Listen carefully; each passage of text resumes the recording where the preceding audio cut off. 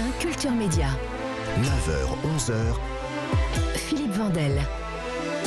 Bonjour Ophélia Kolb. Bonjour.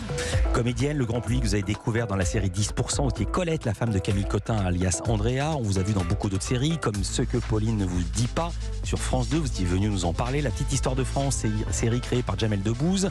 Au cinéma, dans le film de Michael Herz, Amanda. L'autre Dumas, avec Poulvord et Depardieu. Ah oui. Excusez du peu. Aussi au théâtre, La Ménagerie de Verre. Je ne peux pas tout citer, c'était en 2019. Je cite cette pièce parce qu'elle vous a offert le Molière de la meilleure actrice dans un second rôle.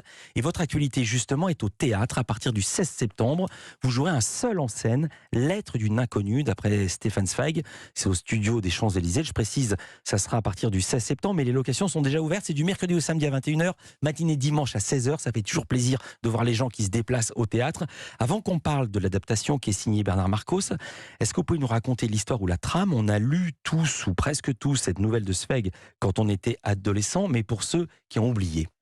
Alors c'est l'histoire d'une femme qui écrit une lettre à un homme qu'elle a aimé toute sa vie, mais qui l'a jamais reconnu, qui l'a jamais su, qui connaît même pas sa tête, qui connaît même pas son visage, qui connaît même pas son existence. Et pourtant, elle l'a vu à plusieurs reprises. Elle a même un enfant de lui, et elle va écrire cette lettre au moment de sa mort. Et elle décide de lui envoyer cette lettre une fois qu'elle sera morte. Enfin, que s'il a cette lettre entre les mains, c'est qu'elle est morte. Donc elle ne lui demande rien. Il y a aucune. Là, les gens qui nous écoutent ou qui n'ont pas lu la nouvelle de Zweig se disent. Il ne connaît pas sa tête, mais elle a un enfant de lui. Comment Oui. est-ce possible? C'est-à-dire, c'est un peu complexe. Le personnage, c'est un grand écrivain viennois. Oui.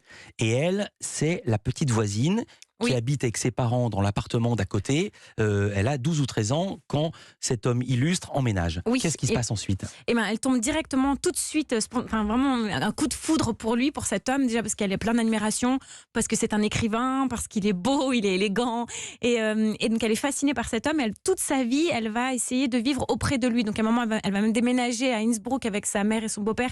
Elle va tout faire pour revenir à Vienne, pour revenir en bas de ses fenêtres. Elle va rester jusqu'à ce que les lumières s'éteignent. Elle est complètement, c'est un amour inconditionnel et complètement sacrificiel. Parce qu'elle va aller jusqu'à la mort.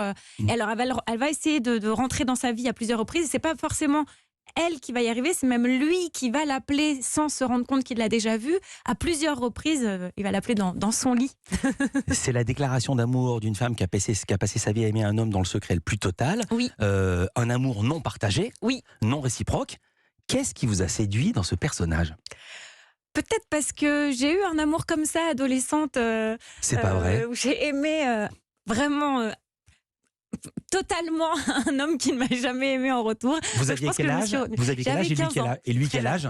Oh, 15 et 15, c'était vraiment un amour d'adolescent, adolescente. D'accord, mais Et c'était pas la fascination pour une figure tutélaire, comme c'est le cas de Non. cette jeune femme pour cet écrivain.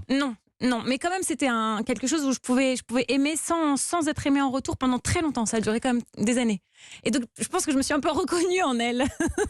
C'est absolument incroyable, je ne connaissais absolument pas cette histoire et vous lui avez envoyé une lettre à cet amoureux Non. secret? Non, pas du tout. Non, jamais. Mais j'ai dormi devant sa porte, j'ai dormi dans un cagibi dans son immeuble pour écouter ce qui se passait chez lui et tout. Et alors? Donc, alors rien, il m'a jamais aimé cet homme. Non, mais est-ce que vous aviez des peines de cœur comme l'héroïne parce qu'elle voit que cet homme rentre chez lui avec une autre femme par exemple? Oui, bien sûr, c'est bouleversant, c'est déchirant, ça nous bousille le cœur pendant des années, je pense, ce genre d'histoire. Et donc cette femme aussi que je joue, elle est pas bousillée parce que je pense que elle, c'est ce qui l'anime. Elle y trouve un certain accomplissement, elle vit pour lui, donc c'est différent. Elle vit toute sa vie pour lui, elle ne vit que pour lui. Elle a d'autres histoires dans sa vie, il se passe plein de choses, mais c'est pour lui qu'elle. Avant qu'on revienne à la pièce, c'est un matériau littéraire absolument exceptionnel. Quand bien même vous ne l'avez pas publié, est-ce que vous avez déjà écrit, pris des notes? Est-ce que vous avez l'intention d'écrire cette histoire?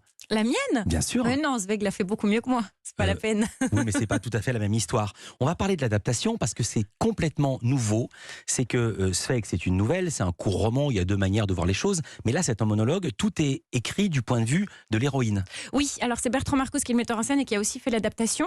Et donc on a coupé il a coupé certains passages, etc. Il a remanié un peu certains passages pour en faire un texte plus théâtral peut-être.